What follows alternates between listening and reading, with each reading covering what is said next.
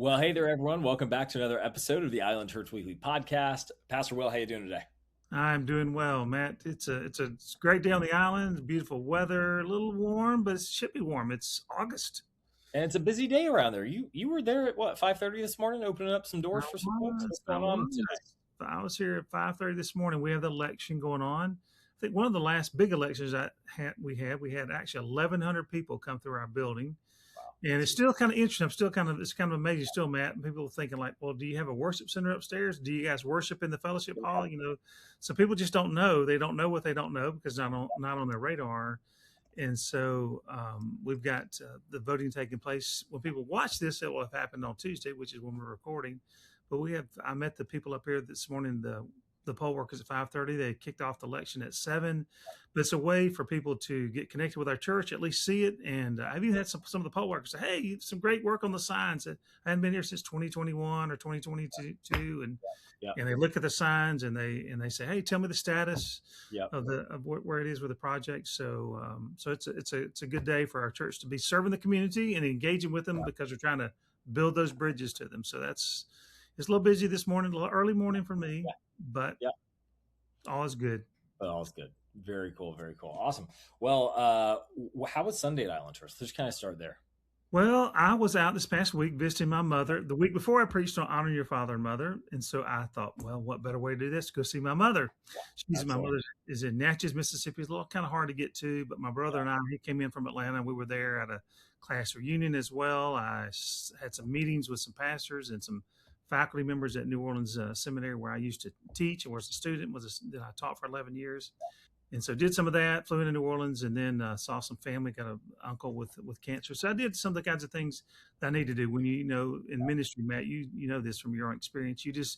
There's a lot of things you can't do because you're committed virtually every weekend that you're not intentionally taking off. And so it was good for me to get to see her. But Tom Melzani was here. That was good. Sandy, I left Sandy.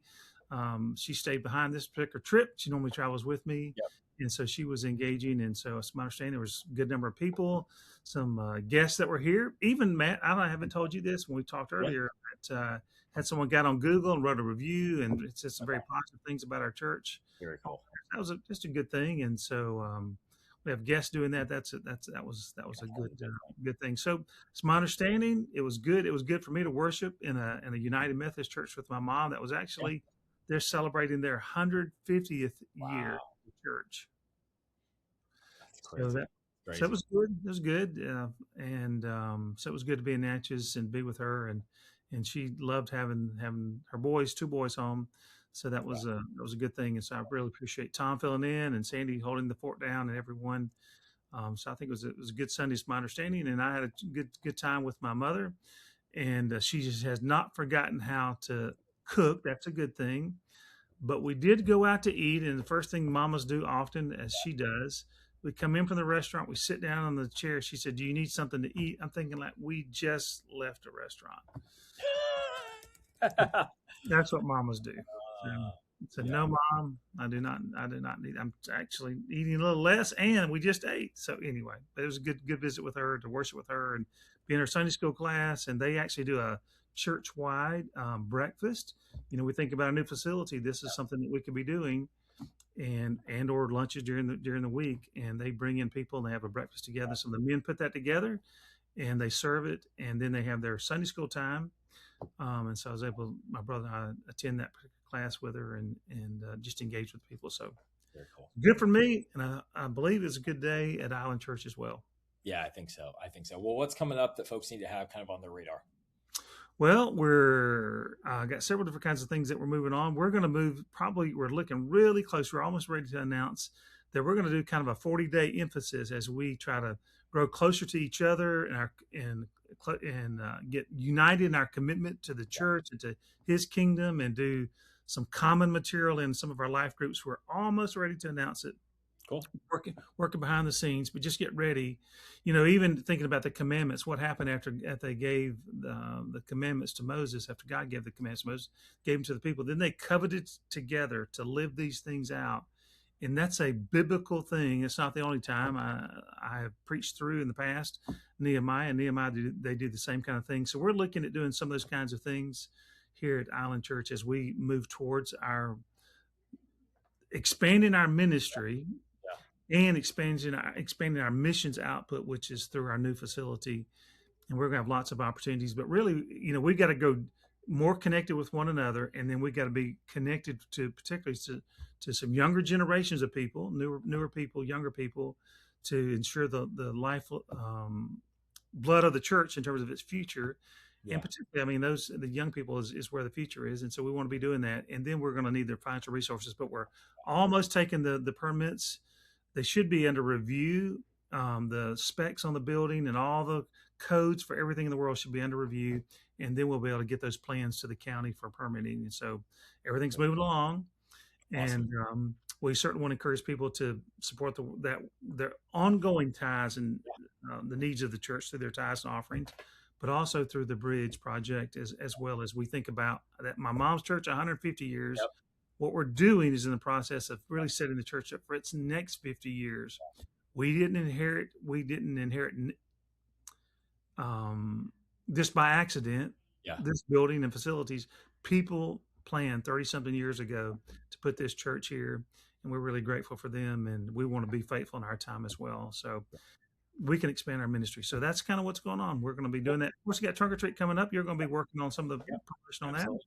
Yeah, that'll be big.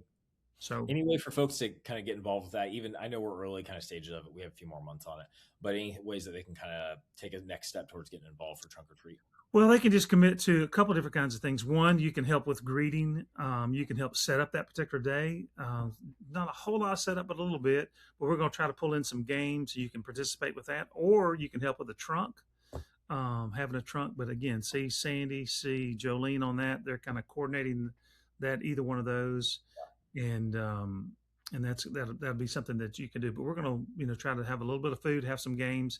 Certainly appreciate the fire department's going to come out, all those kinds of things. But it's really a time for us to connect with our community and to invite those people into to explore their faith or expand their faith here at Island Church. I love it. I love it. Very cool. Very cool. What's one way that someone can pray for the church this week? Well, I've been thinking about that a little bit, and so I think that one of the things that we can do is just pray for God's favor in the community. And God's protection, because often when a church tries to expand its mission and tries to push back darkness, if you want to look at it that way, often the enemy will raise its head. The easiest way to not come under attack as a church or as a leader or as even in your family is to be doing nothing for Christ. The easiest way to become under attack is to advance your faith, advance your family, advance your faith corporately with a church. And that's the way that the attacks come. And so we want to just continue to pray for God's favor in our community among the people we're trying to reach. They're on the islands out here. If we're not careful, it's a small area. A lot of little talk can take place. And so I just, I was almost forgot to do this, but I was going to just remind us about some of our commitments to each other. This is our card, our commitment card towards our membership. But on the back of that card, just a few reminders to remind us that I'm going to help advance the mission of my church. I'm going to protect the unity of my church. What the enemy wants to do is to divide or create gossip or create rumors, or sometimes even we put those in prayer requests. We kind of sound like prayer requests, but really it's just gossip. And then I will serve the ministry of my church. So just find a place to serve, find something to do in the church. And then I will share in the responsibilities of my church by praying for its growth and then investing. And then the final thing is I will protect and uplift the testimony of my church. Every church has a testimony, just like individuals. And so sometimes we think some of our comments or evaluative comments about certain people or what's going on in the life of a church, it's just kind of innocent, but it's not, because we really are impacting the people that we're actually trying to reach for Christ. And what we don't want to do is be a stumbling block. We want to protect the unity of the church, the testimony of the church, for the glory of God. Yeah. And for people coming to know Christ. And so they can just pray for God's favor and God's protection in our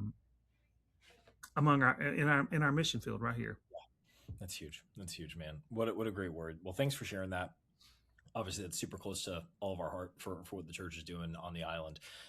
Thank you so much for joining me today. And thank you all for watching, whether you're at home, whether you're on your commute. Hopefully you're not watching it while you're driving, or whether you're just working out, whatever you're doing. Thanks for joining us on the Island Church Weekly podcast. We'll see you back here next week.